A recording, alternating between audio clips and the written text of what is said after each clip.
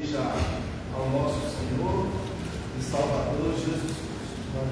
Cumprimento os irmãos com a paz do Senhor. Amém. Quero dizer da minha alegria e satisfação de poder, pela primeira vez, contribuir com o departamento dos novos crentes. Isso mesmo? Nossa Senhor. Saber que Deus tem nos dado esse privilégio, essa oportunidade, e Deus é maravilhoso. Todos nós passamos por essa fase. Eu passei também, muito embora eu não passei dessa forma. Eu sou filho de pastor, quando eu nasci meu pai já era pastor, mas eu tive que seguir esses passos até chegar onde nós chegamos. E isso é uma providência da parte de Deus. Ninguém é melhor que ninguém, é superior a ninguém na obra de Deus, nós somos todos iguais, e o que Deus tem para cada um de nós, Ele vai realizar. Não adianta a gente ficar preocupado. Eu sou uma pessoa bem tranquila, bem quanto a isso. O que Deus tem para eu fazer, ninguém vai fazer, a menos que eu não consiga fazer. Então, o interessante de tudo isso é nós estarmos na disposição de Deus. Esses primeiros passos, primeiras caminhadas, conhecer o que é Deus, conhecer quem é Jesus, conhecer quem é o Espírito Santo, conhecer as doutrinas da palavra de Deus, conhecer a nós mesmos em relação ao nosso potencial de realizar alguma coisa para Deus. Isso é fundamental. É como se nós estivéssemos plantando um alicerce para depois subir as paredes. Então, a fundação espiritual é o melhor que tem. E é isso que acontece aqui. Eu tenho certeza que os nossos irmãos que conduzem esse departamento têm falado isso para vocês que estão iniciando a carreira, porque nós já estamos lá na frente em termos de tempo. Né? Eu tenho 65 anos que eu sou crente, 65 anos de Assembleia de Deus.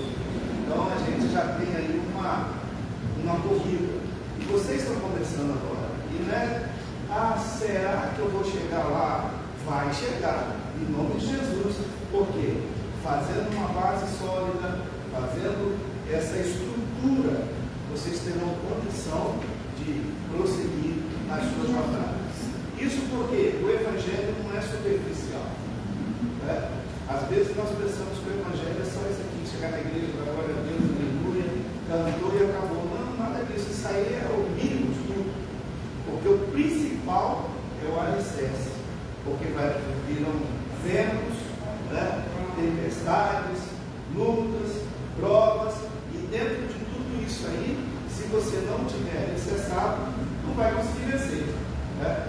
Então eu estou aqui repetindo aquilo que você já conhece, mas Deus nos convidou para repetir, e nós vamos para a nossa lição desta semana. A lição que nós temos deste domingo é uma lição bem básica, mas das que estruturam o crente. Né? Então hoje nós vamos conhecer quem é Jesus. Quando nós falamos do reino celestial, então nós temos três pessoas. Provavelmente os irmãos já passaram por esse ensinamento. Se não passaram, vão passar. Aí isso aqui eu vou falar superficial. Nós temos três pessoas: o Pai, o Filho e o Espírito Santo. Muitas pessoas têm dificuldade para separar um do outro. Mas quando nós sentamos nesses bancos, nessas cadeiras aí que não são muito confortáveis, mas sentamos com um propósito, então nós vamos aprendendo esses ensinamentos. Então nós temos Deus Pai, Deus Filho, Deus Espírito Santo. Como você pode dizer, o Pai, Filho e Espírito Santo. Não tem problema nenhum, porque de qualquer forma os três formam uma unidade, e é essa unidade celestial que coordena toda essa parte que nós vivemos, vivenciamos e esperamos encontrar com Ele lá na glória. E hoje nós vamos tratar da segunda, né? Primeiro Deus. Eu acredito que eles não passaram nem ali, mas eu acredito que eles não passaram, vocês devem ter conhecido Deus, se não ainda vão conhecer. E esta agora nós vamos conhecer quem é Jesus.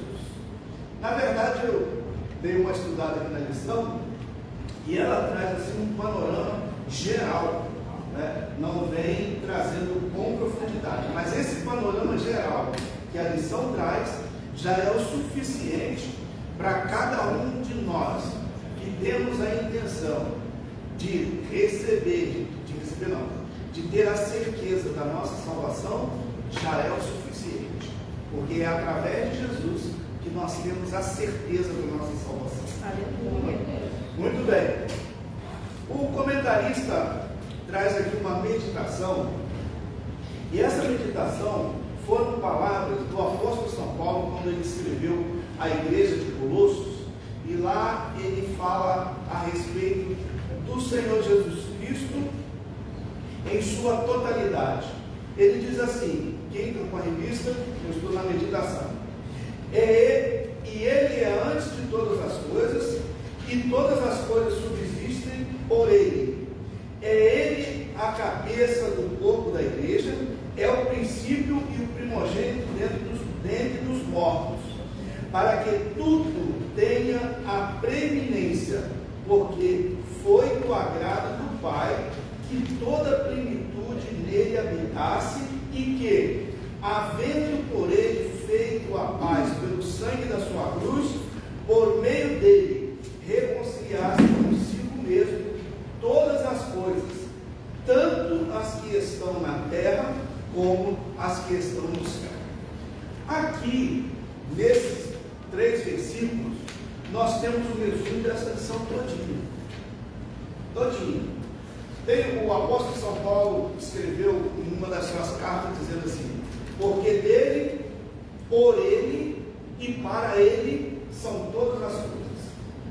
Quando ele diz assim, dele, por ele e para ele, ele está dizendo que tudo gira em torno do Senhor Jesus. Então, Paulo aqui escrevendo aos Colossenses, ele dá primeiro a identidade de Jesus. Quem é Jesus? Ele é antes de todas as coisas. Lá no mundo, nós aprendemos que conhecer Jesus apenas a partir da Virgem Maria. É dali para frente que nós conhecemos Jesus, né? Eu não vim do berço católico, mas é desse jeito que funciona lá. Então, nós lá não aprendemos Jesus, não conhecemos Jesus como a Bíblia ensina. Nós conhecemos Jesus a partir do nascimento da Virgem Maria. Só que a Bíblia nos mostra que ele é antes de todas as coisas. Ou seja, antes que o mundo fosse criado, ele já era Jesus, ele já existia. Então, isso é muito importante para nós. Por quê? Quando me perguntam quem é Jesus, aí nós vamos dizer, ele é o Senhor de todas as coisas. Mas ele é o Senhor de todas as coisas desde quando? Desde que nasceu, aí a gente vai um pouquinho mais, desde que ele viveu nessa terra, aí vai um pouquinho mais. Morreu, vai um pouquinho mais. Ressuscitou. É daí para frente? Não. Ele é antes de todas as coisas. Lá no capítulo 1 de Gênesis, a Bíblia diz que ele já estava lá. Então, no capítulo 1 de Gênesis, nós temos lá, no princípio era o verbo, e o verbo, no princípio criou Deus os céus e a terra. E aí, quando a gente chega lá na frente do primeiro capítulo, aí ele diz assim, no capítulo 2, melhor dizendo, diz assim: façamos o homem segundo a nossa imagem e semelhança. Façamos quem? Quem é que estava presente? Aí quando faz o homem, ou melhor, quando Deus vem formando toda a criação, a gente vai observar que existe um momento nós temos que entender e compreender que Jesus é Jesus ali agindo. Como é que as coisas são formadas? Primeiro, o Pai idealizou, Deus, idealizou. Agora, Ele fez, Deus fez. Quando nós falamos de Deus fez, então nós já precisamos de entender que tem uma outra pessoa ali. Porque a Bíblia diz que pela palavra, e aí eu vou explicar para vocês esse termo palavra, todas as coisas foram criadas e todas elas subsistem. É o que a Bíblia diz.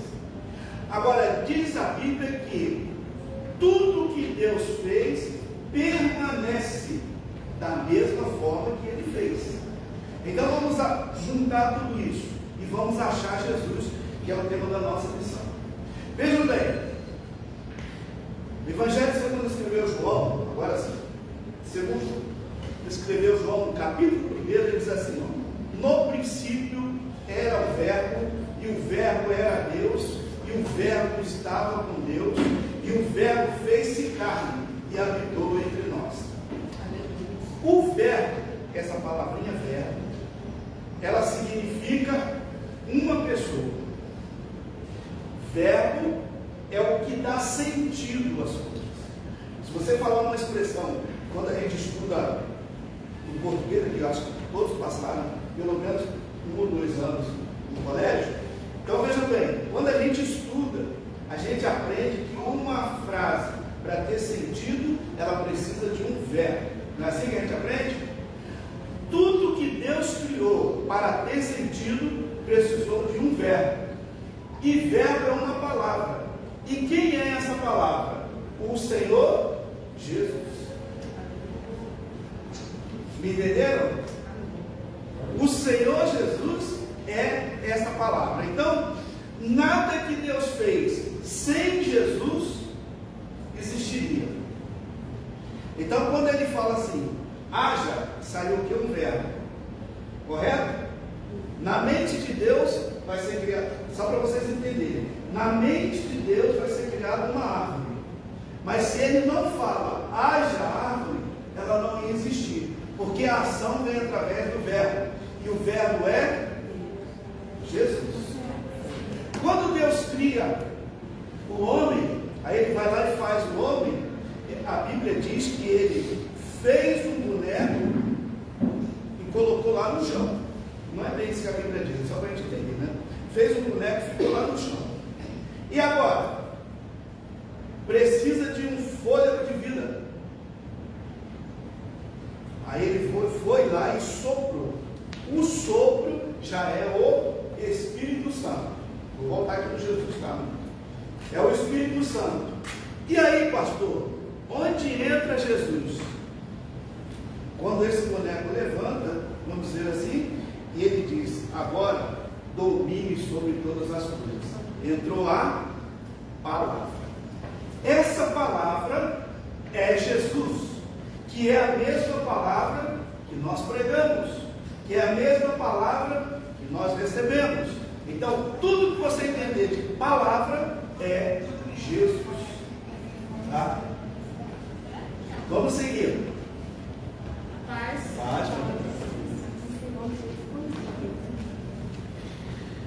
Paulo diz assim, ele é a cabeça do corpo da igreja. Então, Jesus é a cabeça do corpo da igreja. Não é Deus a cabeça. A cabeça do corpo da igreja é Jesus. É por isso que tudo é por Ele. Tudo gira em torno dele. Tudo está nele. Porque Ele é o cabeça de todas as coisas. Ou seja, é Ele que faz existir todas as coisas. Deus é o arquiteto, o engenheiro, mas quem põe, e eu vou até utilizar aqui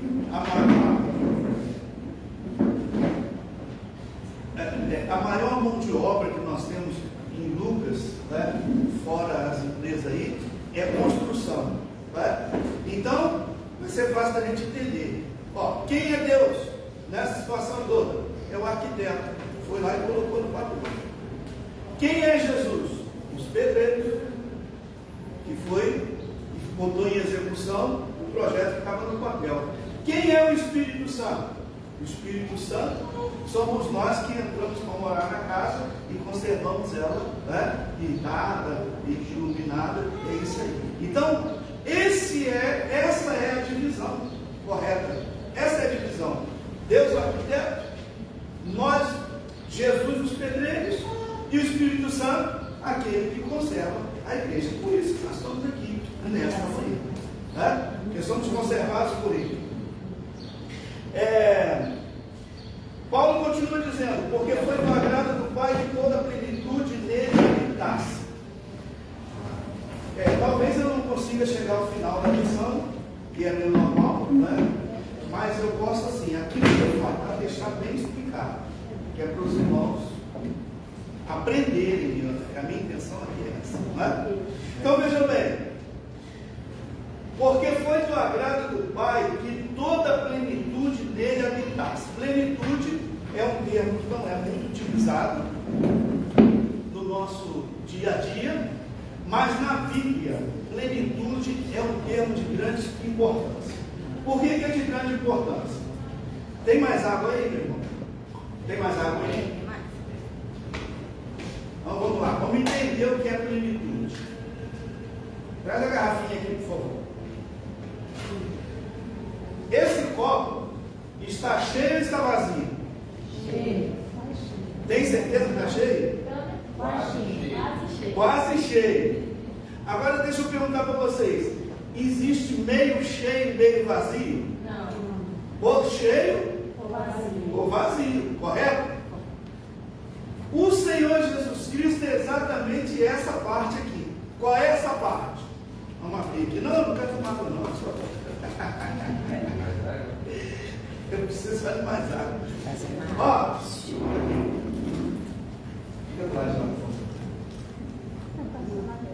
O Senhor Jesus, né? Então nós temos Deus. E agora vamos. Só esperar liberar aqui.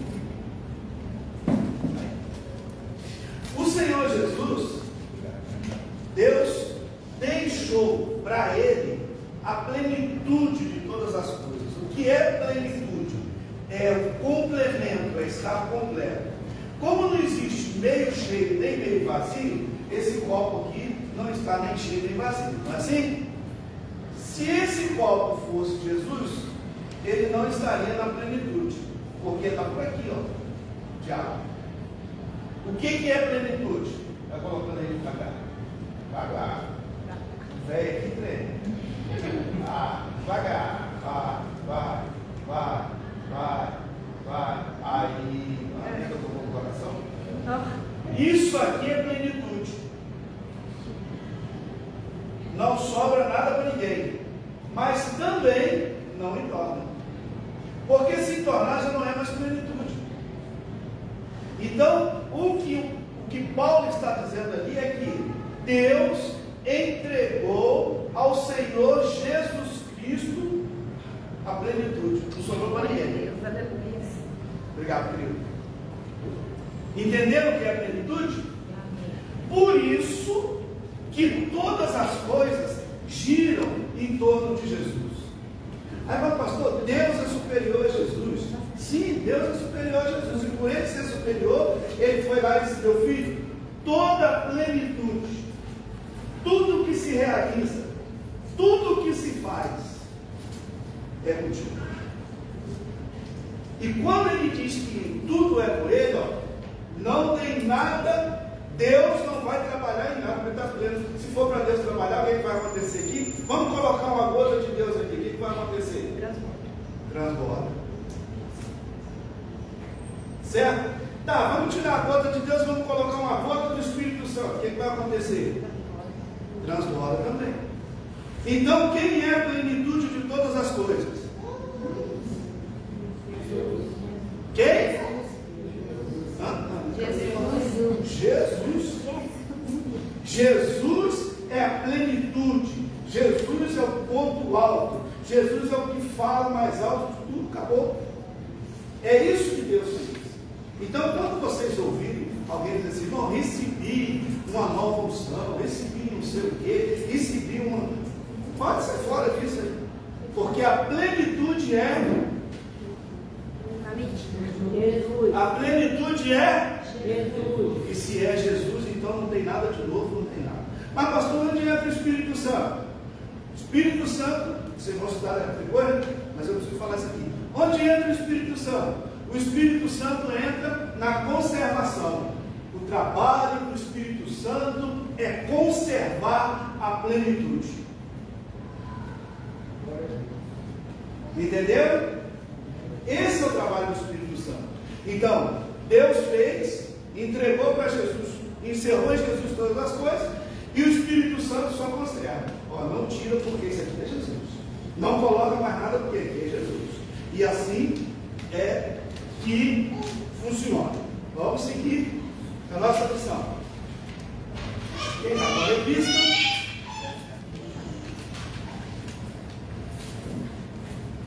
No nosso comentário, nós temos uma observação. Toda e qualquer pessoa defende o seu direito de ir e vir, de expressar-se, de emitir sua opinião, ou de professar as suas preferências políticas e também religiosas. O que acontece?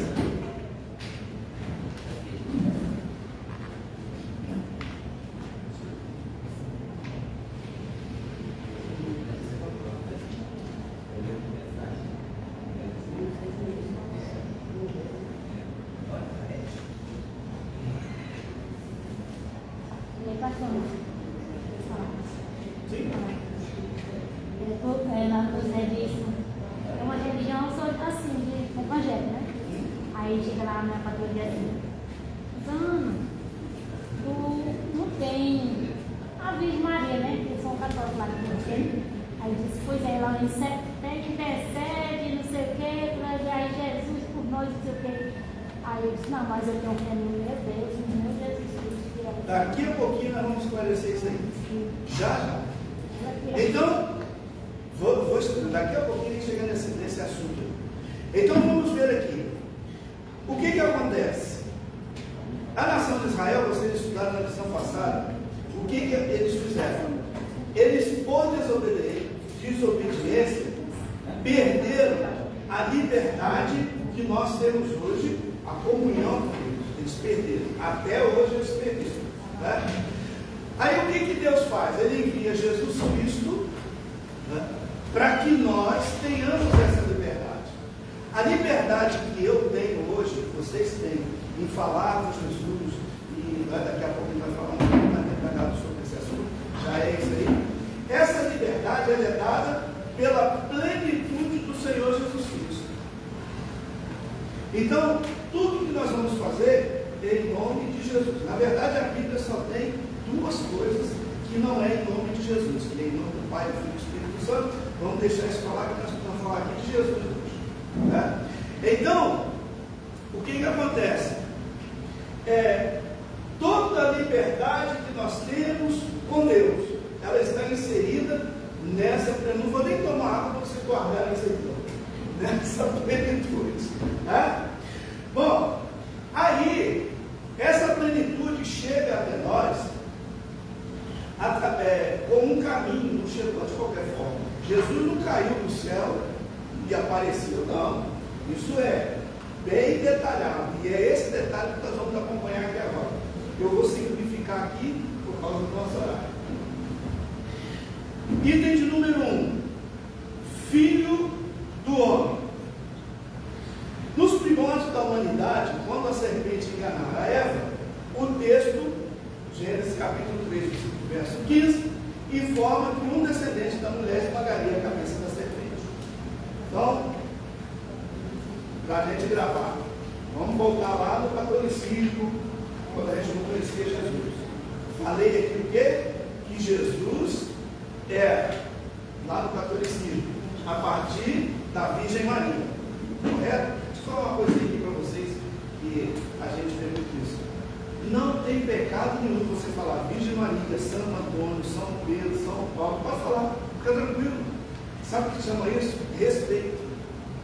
Nós não temos liberdade para cultuar o nosso Deus. Vocês gostariam que alguém falasse pejorativamente de Jesus? Não. Então, como é que funciona a regra natural das coisas? Se eu quero respeito, eu tenho que fazer o quê? Dar o respeito. Então, quando eu falo Virgem Maria, eu estou respeitando a outra religião, a outra denominação. Quando eu falo Santo Antônio, eu estou respeitando. Quando eu falo Nossa Senhora Aparecida, eu estou respeitando. Porque a hora que forem falar mal do meu Jesus, eu falei, não, eu respeito a sua, eu quero que você respeite dela. Mas se eu desrespeito os deuses que eles têm, como é que eu vou requerer respeito ao meu Deus? Me entenderam? Sim ou não?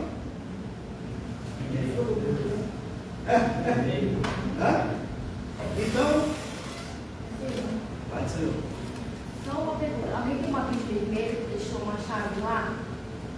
Aqui embaixo? A chave está lá na borda. Ok? Então, vamos seguir. Aí o que acontece?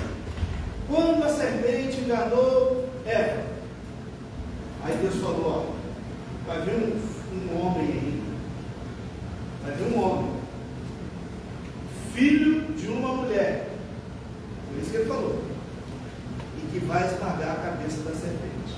Ele está falando de quem? Primeira vez na Bíblia que é mencionado Jesus. Quando eu falei da criação, eu só falei de que aqui ele está presente, mas ele não foi mencionado. Correto? Quem era mencionado na criação era Deus. Tá, vamos pular para Jesus. Então aqui ele é mencionado. Vai nascer um que vai esmagar a cabeça da serpente. Primeira profecia do nascimento de Jesus. A segunda profecia do nascimento de Jesus, ela foi dita por Moisés. Por Moisés. A Bíblia diz que quando a nação de Israel, na sua incredulidade, eles esquecem de Deus, então Deus fala com Moisés: Moisés, fala para esse povo que do meio de vocês, igual a vocês, vai nascer um, e que será o profeta.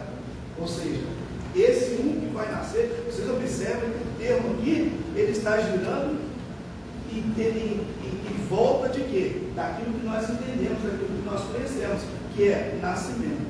Vai nascer um da semente da mulher, nasce um, a gente sabe o que é isso, e agora Deus fala com Moisés. Quando ele fala da semente da mulher, ele está falando da origem.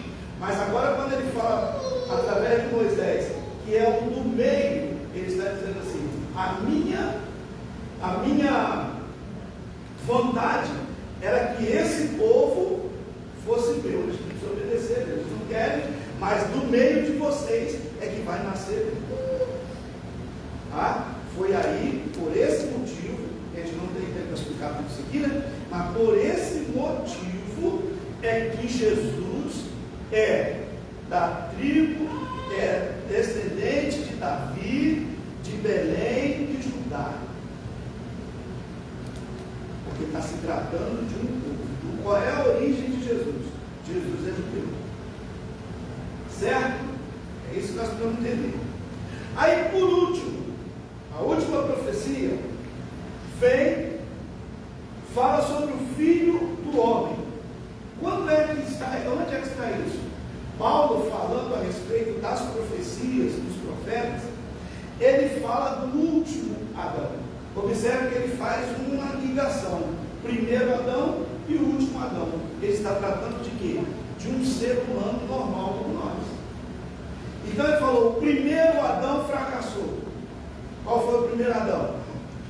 Quem se lembra? O do Éden. Aí Deus envia um segundo Adão.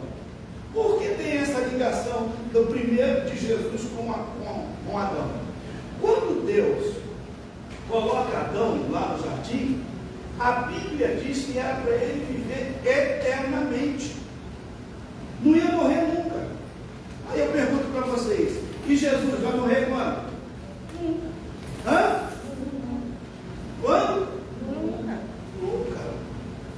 Entenderam por que tem essa ligação? Jesus é eterno. Só que com o primeiro Adão, o que aconteceu? A Bíblia diz que ele desobedeceu. Deixa eu falar um negócio aqui para vocês, para acalmar o coração do novo convertido. Nada dessas coisas aí levam para o inferno. Nada. Fumar não leva para o inferno. Prostituir não leva para o inferno. Roubar não leva para o inferno. Não, isso leva para o inferno. Fique tranquilo que nada leva. Sabe o que leva o homem para o inferno? É só uma coisa: desobediência. Entenderam? Desobediência é que leva o homem para o inferno. Mas, pastor, desobediência é que nós temos uma lei, que é a lei de Deus. Quando a lei de Deus diz sim e nós fazemos não, então nós estamos desobedecendo. Quando a lei de Deus diz não e nós fazemos sim, nós estamos. Então o que leva para o inferno? Desobediência. Desobediência.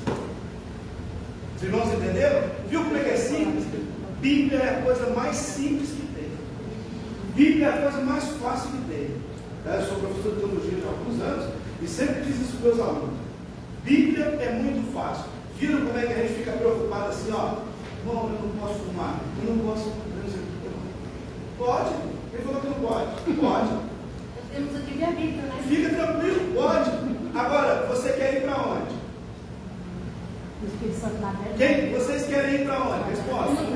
Para o céu. Nós queremos ir para o céu? Então, se eu quero ir para o céu, não é eu vou deixar de fumar, não. Eu não vou desobedecer a palavra de Deus. Ficou mais leve? Ficou mais leve? De álcool, sem álcool. Então, é por isso que existe essa ligação entre o primeiro Adão e o último Adão. Primeiro Adão, por que ele perdeu a eternidade, de viver eternamente? Perdeu de viver eternamente porque ele desobedeceu. A ordem estava dada. Está aí, come de tudo, menos do que está no meio do jardim. A ordem está dada. Aí está aqui a Bíblia. Você pode escolher. Mas se você escolher errado, você desobedeceu. Desobedeceu, não vai. Então, antes que eu fique pensando, carregando um monte de coisa que às vezes não dá nem para carregar, pensa numa coisa só: eu não posso desobedecer o meu Senhor. Entenderam? Sim ou não? Sim. Eu gosto de saber se entende porque. Bom, os filhos de Deus. Item de número 2 para quem está com a revista. Sim, minha irmã, a senhora queria falar. Diga. Já passou? Já. Não, assim, que no evangelho, né? Ele está indo. Mas ela assim, eu estou mais salvo do que tudo que fazendo na igreja, eu só fumo. Só o quê? Só fuma. E ele tem a tua tá salvo mais do que tudo que faz na igreja. Aí eu só fumo, eu devia ter só fumado, eu tenho mais de estar desobedecendo. O dia que ele ouvir a palavra, que a palavra entrar no coração dele, ele vai entender que ele está desobedecendo. E aí ele vai fazer a escolha entre obedecer e não obedecer. Quando ele fizer essa escolha, ele não vai nem ter problema em parar de fumar. Eu leio a Bíblia, eu leio a Bíblia todo dia eu leio a Bíblia, mais de tudo, sei o quê. Uma hora a palavra. Está desobedecendo. Tá? O Filho de Deus. O Evangelho de João, em seu capítulo 1, chamado de prólogo, informa a existência do Filho de Deus, identificado no texto pela expressão verbo. Eu não vou comentar isso aqui porque eu já falei a respeito de Jesus Cristo como verbo. Correto? Estão lembrados disso? Sim? Então vamos passar para o número 2. A própria simplicidade do nascimento terrenal do Filho de Deus demonstra o quanto ele, a despeito de ser divino, se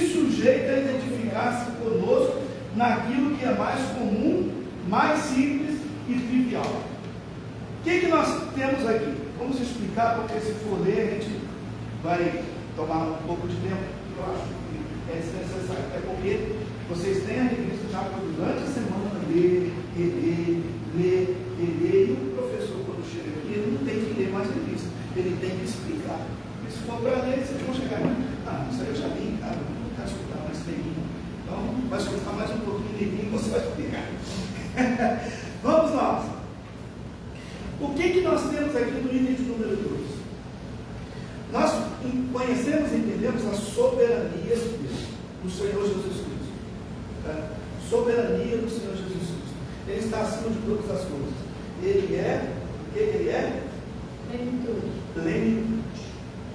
Então não tem nada mais do que isso. Mas em meu favor e em seu favor, ele assume o nosso lugar. Como é que ele assume o nosso lugar?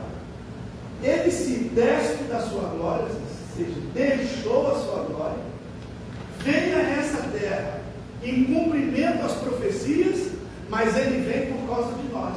A Bíblia diz que ele tomou o quê? Forma de homem. E aí quando ele toma forma de homem, ele está se sujeitando à nossa condição de humildade diante de Deus. Os irmãos me entenderam? Para que ele faz isso? Quando a gente estuda a Bíblia, principalmente os evangelhos, que é o caso de Jesus, né? E a intervenção de Jesus ela é a partir dos evangelhos. Então o que nós vamos ver lá? Em nenhum momento, nenhum versículo, João, Mateus, Marcos, Lucas e João, não tem nenhum versículo em que o Senhor Jesus usa o seu atributo divino como Deus para resolver qualquer situação. Entendeu? Vocês podem ler, reler, se encontrar me procura, porque eu faço todo mundo. Por que acontece isso? Nós estamos num processo, o Senhor Jesus Cristo veio num processo de remissão. O que é o processo de remissão? O que é remir? Remir é pegar alguém arrebentado, tá? E trazer para colocar no lugar seguro. Isso é remir. Então esse processo, o remidor, ele precisa fazer o quê? Precisa ter duas coisas principais. O remidor, primeiro, precisa chegar ao mesmo nível daquele que está lá no buraco. Vocês já viram bombeiro tirar alguém do fogo sem entrar no fogo? Vocês já viram salva-vida tirar alguém da água sem entrar na água? Isso é o que Jesus fez. Por isso que ele saiu da glória.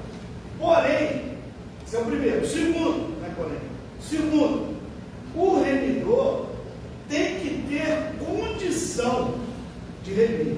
Então, o bombeiro ele entra no fogo, mas ele não se queima no fogo. Por quê? Porque ele é preparado para entrar no fogo. Certo? O salva-vidas, ele entra na água, mas não se afoga, porque ele é preparado. O que Jesus fez? Entrou no fogo da nossa perdição. Isaías disse assim: mas ele foi ferido pelas nossas transgressões e o castigo que nos traz a paz estava sobre ele. Ou seja, ele falou: onde é que você está sendo castigado? Eu vou entrar no mesmo lugar que você está sendo castigado. O pecado está te batendo? Satanás está querendo acabar com você? Eu vou entrar no mesmo lugar, só que eu vou entrar para te tirar. Fui da minha. Aleluia. Amém? Amém. Deu para entender? Quase isso. Muito bem.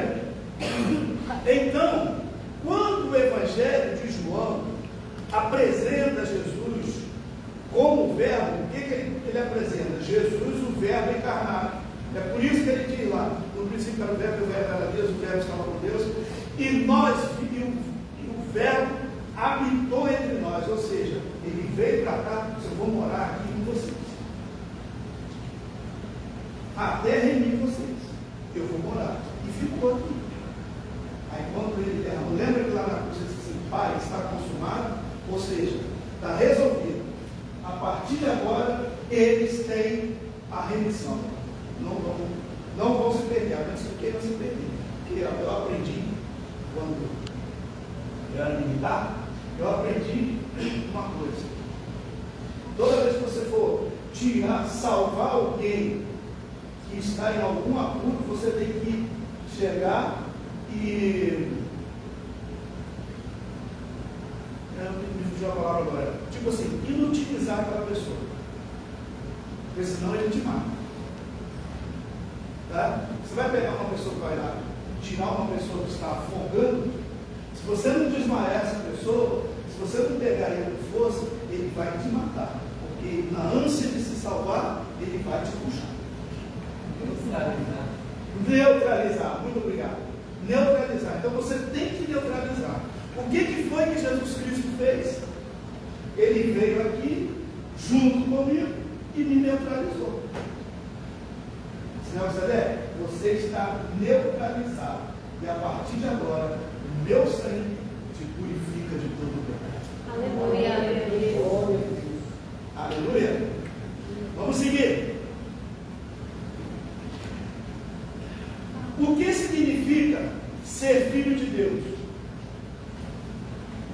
Em um dos seus embates religiosos da sua época, utilizaram a figura de Abraão, inquirindo Jesus se ele achava-se mais importante que o patriarca. O mestre respondeu: Abraão ansiou por vê-lo, atuando, e que pela fé viu, tendo por isso se alegrado.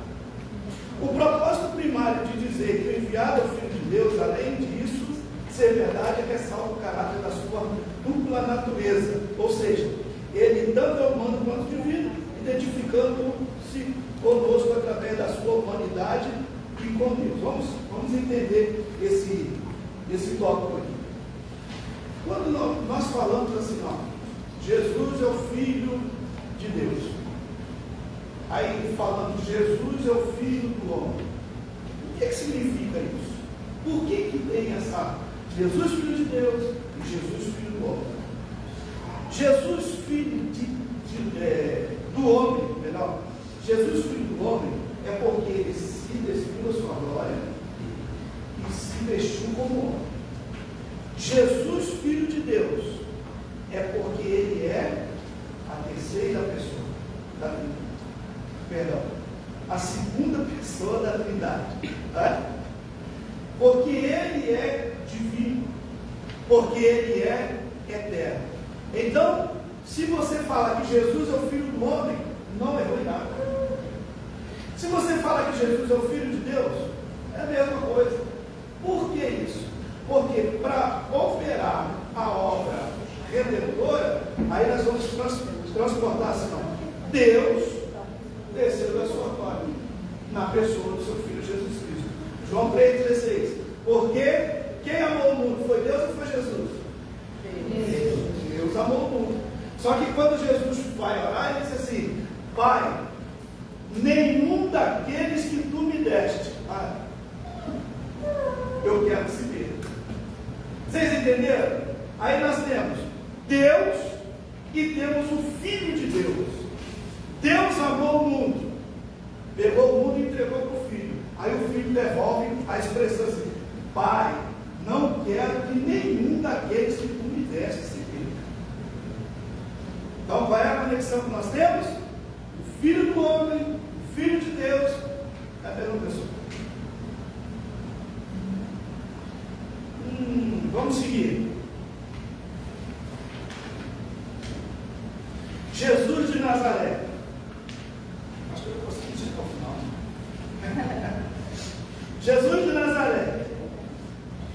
A infância, adolescência e juventude de Jesus. Vamos entender aqui.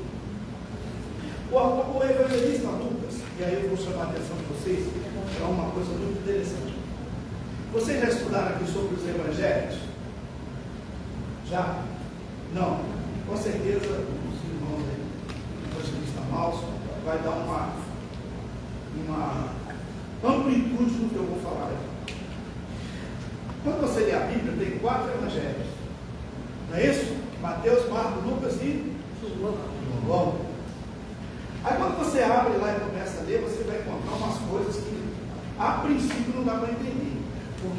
fala isso, por que esse fala aquilo, por que o mesmo milagre aqui é contado de um jeito e por que esse mesmo milagre aqui é contado de outro jeito. Na Bíblia não tem nada que não tenha uma explicação. Aliás, na Bíblia tem duas coisas: milagre e o que se pode explicar. Só essas duas coisas, nada fora disso. Milagre não tem explicação. Acabou. Você vai explicar o quê? Quando Jesus chega lá na sinagoga, o homem tinha a mão ressecada, e aí Jesus fala para ele: estende o braço. E a Bíblia diz que o braço dele ficou igual ao outro. Tem explicação isso? Aí ele passa na cidade, o rapaz está morto, aí ele chega lá, toca só no caixão, nem tocou no rapaz, tocou no caixão, ficou vivo. Tem explicação isso? Mas tem outras coisas que tem explicação. Então, o que não é milagre tem que ter uma explicação lógica. Então, vamos lá nos evangelhos: Mateus, Marcos, Lucas e João. Mateus, o que ele faz? Ele escreve direcionado ao seu povo, que eram os judeus, que não queriam Jesus, que não acreditavam em Jesus como rei, que não acreditavam em Jesus como o Filho de Deus. Aí Mateus usa estas expressões: reino dos céus. Mateus usa a expressão rei dos reis. Mateus usa isso aí. Por quê? Porque ele quer dizer para o seu povo, lá para os judeus, que Jesus era superior a todos os governantes que eles tinham na época. Lembra que eles perguntaram duas vezes para Jesus assim, restaurarás tu nesse tempo o reino de Israel? Eles fizeram essa pergunta duas vezes para Jesus. Por quê? Porque eles entendiam que Jesus, como rei, ia depor o rei da época e ia sentar no trono no lugar dele. É por isso que eles perguntaram. Jesus respondeu para eles: o meu reino não é desse mundo. Eu não sou daqui. Eu não tenho nada a ver com isso. Tá? Estou parafraseando para. Aí vem Marcos. Marcos escreve para o povo dele. Qual era o povo de Marcos? O povo de Marcos eram os romanos. E vocês sabem que tudo que se tratar de luta, de guerra, de batalha, vem de onde? De Roma. Os romanos eram catedráticos disso. Aí Marcos resolve dizer assim: vocês estão pensando o quê? Eu creio num Jesus que vence qualquer um de vocês. É por isso que Marcos escreve. O evangelho dele é pequeno. Você já viu algum lutador querer ficar 10 rounds no ringue? Você já viu isso? O lutador quer ficar quantos rounds no ringue?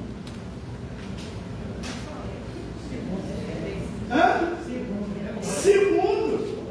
Ele quer chegar lá e acabar com o camarada. Ele diz: o tempo que vocês estão aí pensando, o meu Jesus resolve rápido. Glória a Deus, aleluia. Tá? E com isso, eu estou fazendo só superficial.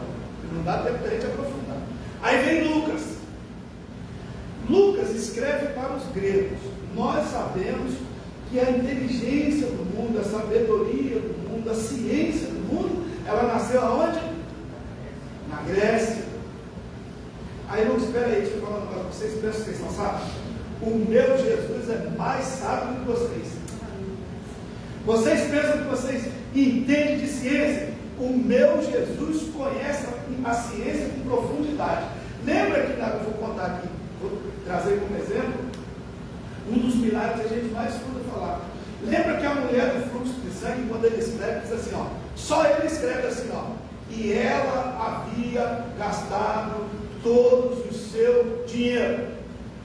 Só ele que escreve isso. Por que ele escreve isso? Porque o grego confiava em quê? No dinheiro, na ciência. E aí quando ele escreve, eu estou dizendo para vocês que o dinheiro de vocês não vale nada. Estou dizendo para vocês que a ciência de vocês não vale nada. Quem vale é o meu Jesus. Aleluia. Aí vamos chegar em João. Aí quando chega em João, você não tem nada disso, cara.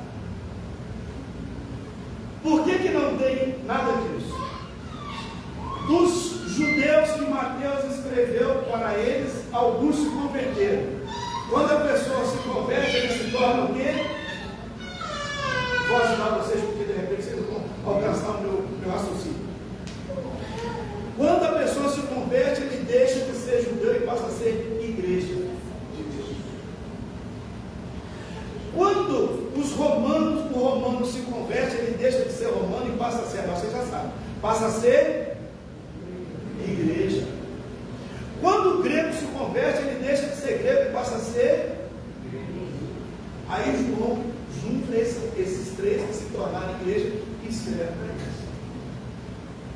Não é lá que João está lá, porque Deus amou o mundo de tal maneira. Só João escreveu isso. Só João que escreveu, disse Jesus: eu sou o caminho, a verdade e a vida. Só João que escreveu: eu sou a videira verdadeira. Porque ele está usando uma linguagem para crentes. E João escreveu para os salmos. Então, o evangelho que fala para nós, no sentido de igreja, de crente, é o evangelho de João. Os outros mostram para nós quem é Jesus. João mostra o que nós somos para Jesus. Sim, sinótico exatamente por isso. Eles trazem a mesma mensagem, apesar da linguagem. Então, é isso que nós precisamos entender. Enquanto os três evangelhos sinóticos, Mateus, Marcos e Lucas, está mostrando quem é Jesus, João está mostrando quem é a igreja para Jesus. Glória a Deus. Vamos encerrar só porque o horário está.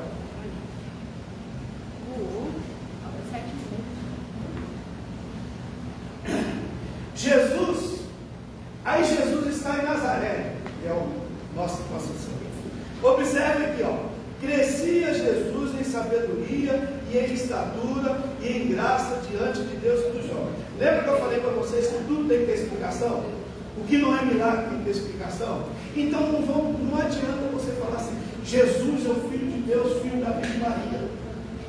Não adianta. Jesus foi uma criança normal, igual qualquer uma criança da época dele. O ciclo de vida